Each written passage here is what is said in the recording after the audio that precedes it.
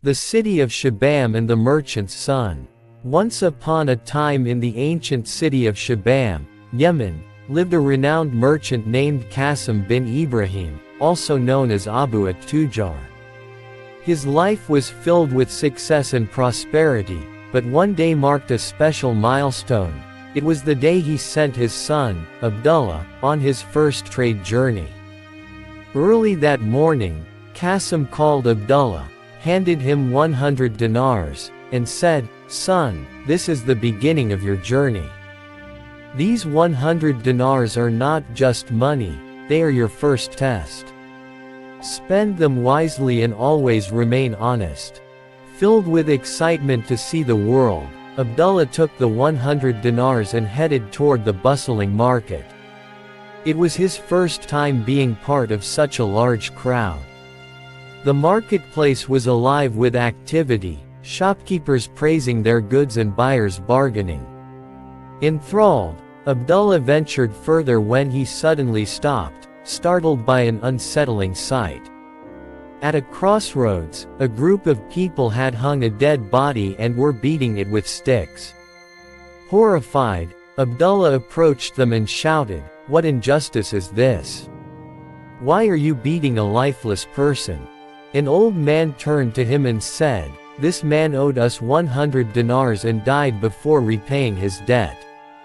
He has no family to settle his dues, so we're doing this to evoke pity from passers-by, hoping they'll contribute enough to cover his debt. Only then will we bury him."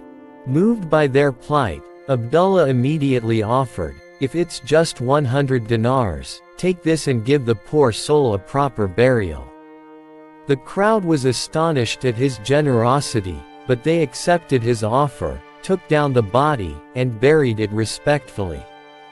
Abdullah, now penniless but content, returned home and narrated the incident to his father. His father listened intently, then smiled and handed him 200 dinars, saying, "This time, go and purchase goods for trade." The first journey. Abdullah joined a caravan and set out on his first real journey. Along the way, a thought crossed his mind: what if I face trouble? Will these people stand by me or abandon me? To test his companions, he asked one of them for a water jug to fetch water from a nearby pond. He then sat under a tree, watching to see if the caravan would wait for him. To his dismay, they left without him. Disheartened, Abdullah returned home, but his desire to succeed pushed him to try again. He joined another caravan, only to experience the same abandonment.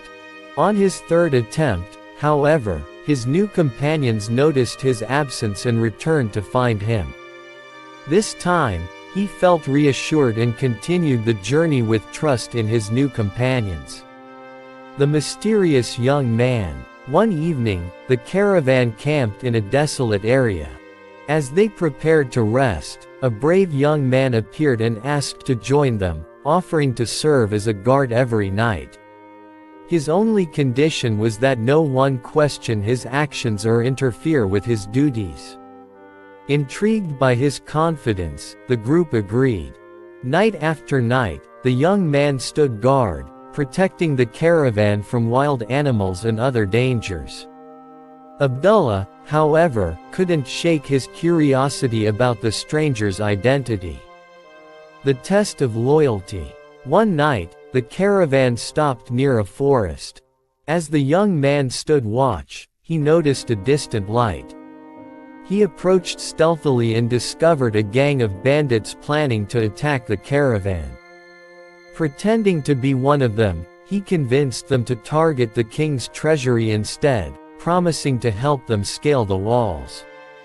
When the bandits agreed, the young man led them to the palace. Using a rope, he helped them climb the walls, but as each bandit reached the top, he silently killed them. Finally, he killed the gang leader and ensured the king's treasures were safe. Before leaving, he marked the king's leg with a small cut as proof of his presence. The next day, the king discovered the dead bandits, the slain snake by his throne, and the mark on his leg. He announced a reward for anyone who could explain the events of the night. The revelation. When the king's messengers reached the caravan, the young man stepped forward, claiming that Abdullah knew everything.